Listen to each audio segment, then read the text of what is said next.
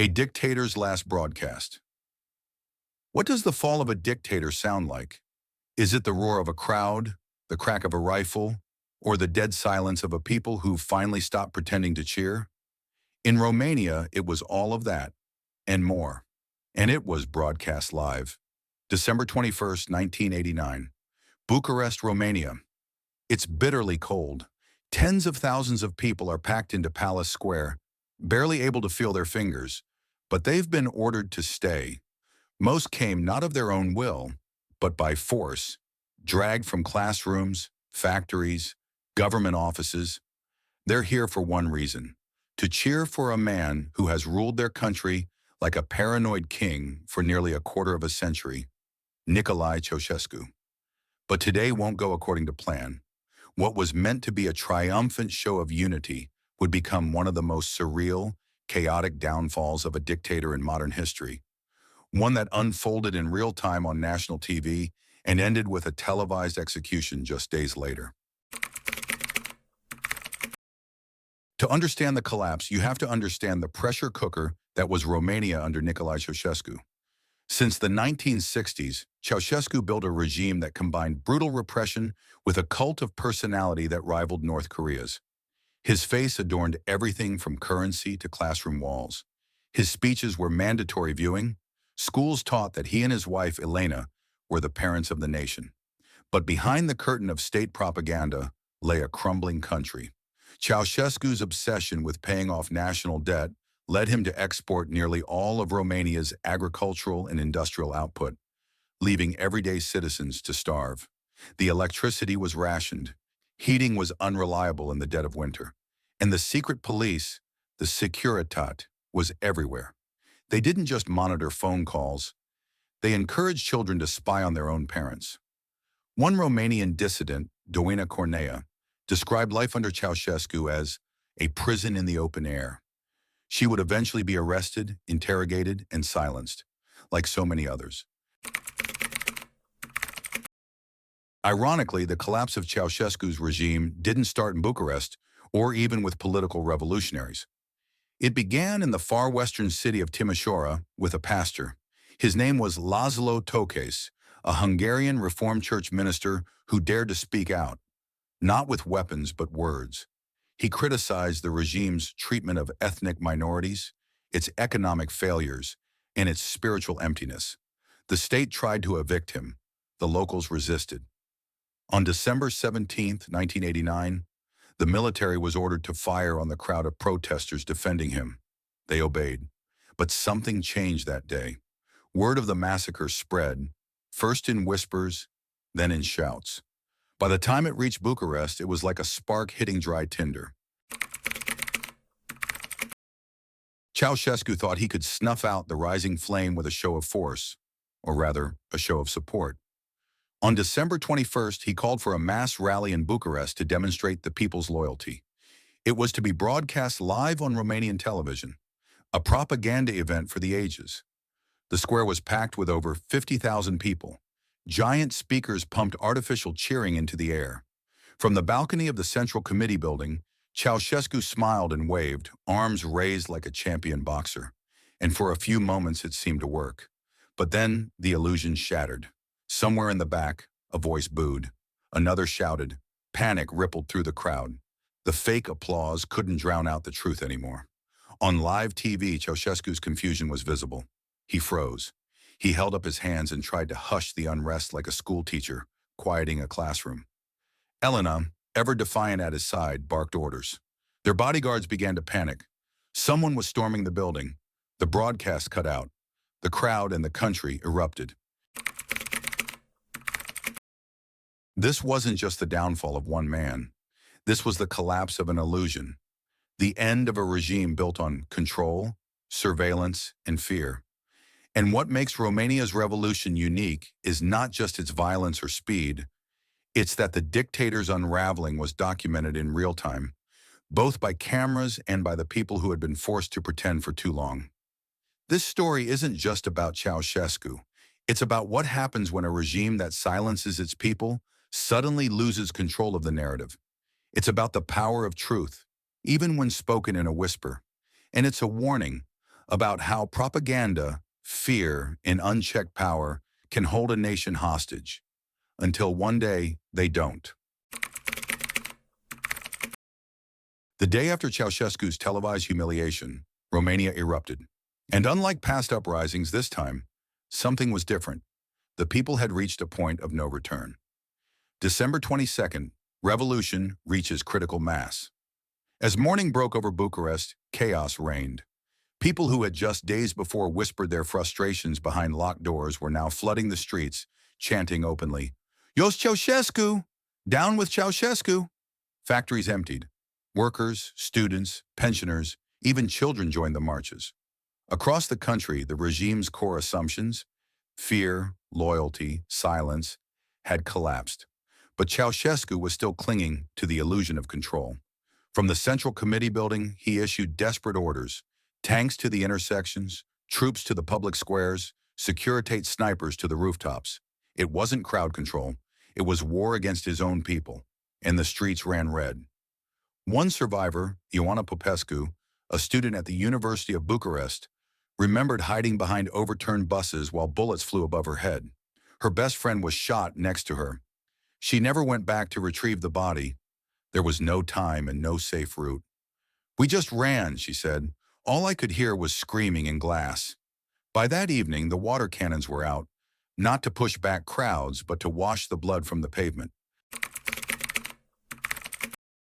Ceausescu believed the military would save him. For years, the armed forces had been tools of enforcement, kept in check by purges, fear, and a strict separation from the civilian population. But on December 22nd, everything flipped. Soldiers stationed at the city limits began encountering columns of unarmed workers. Not agitators, not saboteurs, just factory hands marching with banners in bare hands. One commander, General Victor Stanculescu, later revealed he simply couldn't bring himself to fire. He made a split-second choice: withdraw his forces. Others followed. In one of history's rarest moments, a military, trained to kill on command, chose to join the people. And suddenly, Ceausescu's grip shattered. With the Central Committee building surrounded, Ceausescu ordered a helicopter to the roof. State TV cameras captured the surreal final moments. The dictator and his wife, Elena, faces pale and confused, rushed up the stairs. The protesters were seconds behind them. They lifted off in a swirl of snow and rotor blades. Two fugitives fleeing their own capital. But this wasn't a Bond movie. There were no escape routes, no loyal battalions waiting in the countryside. Ceausescu had spent years isolating Romania from the world, and now he was alone in it. They first landed at their residence in Snagob. Ceausescu frantically called military bases. No one answered. One finally did, only to say they couldn't help. Panicking, they took off again, but radio traffic was now hostile. The military had orders to ground all unauthorized flights. They were warned. "Continue flying, and you'll be shot down." They landed on a random roadside between Bucharest and Târgoviște. Their guards flagged down a passing car, a beat-up Dacia driven by a bicycle mechanic named Petre Petrășor. Let that sink in. One of the most powerful men in the Eastern Bloc was now hitchhiking in the Romanian countryside, hiding in a junkyard mechanic's back seat. The mechanic recognized Ceausescu immediately, but instead of turning him in, he drove them to an agricultural institute where the director, loyal to the revolution, locked them in a room. Hours later, police arrived. Ceausescu and Elena were handcuffed. The next time they would be free, it would be to face a firing squad. On December 25th, just 4 days after his failed rally, Nicolae and Elena Ceausescu were put on trial in a makeshift military court. They were charged with genocide, subversion of the national economy, abuse of power, attempting to flee with stolen funds, allegedly over $1 billion. But it wasn't a trial in the traditional sense. There were no defense attorneys, no time to prepare, no appeals. Ceausescu denounced the court as illegal. Elena mocked the judges. The verdict was predetermined. Both were sentenced to death by firing squad, effective immediately. Elena screamed at the soldiers as they tied her hands. Ceausescu sang the opening lines of the Internationale, a final tribute to the communist ideals he had long since betrayed. They were taken into a courtyard. Moments later, they were executed side by side. A video camera recorded everything. The footage aired on Romanian television the very next day. What happened in Romania is rare, but not unique. History is filled with moments when absolute power met sudden collapse. In Libya, Muammar Gaddafi was dragged from a drainage pipe and beaten to death by rebels in 2011. In Italy, Benito Mussolini was executed by partisans and hung by his feet in Milan's town square. And in Nazi Germany, Adolf Hitler chose suicide over capture as Soviet troops closed in on Berlin. But Romania's case stands apart because of the speed and visibility of the collapse. The entire downfall unfolded in just 9 days. And for the first time in history, the public execution of a modern head of state was recorded and broadcast. This wasn't justice behind closed doors. It was a statement to the world. And to the Romanian people, it was closure. It's easy to see revolutions as quick, dramatic turning points. But Romania's came at a price.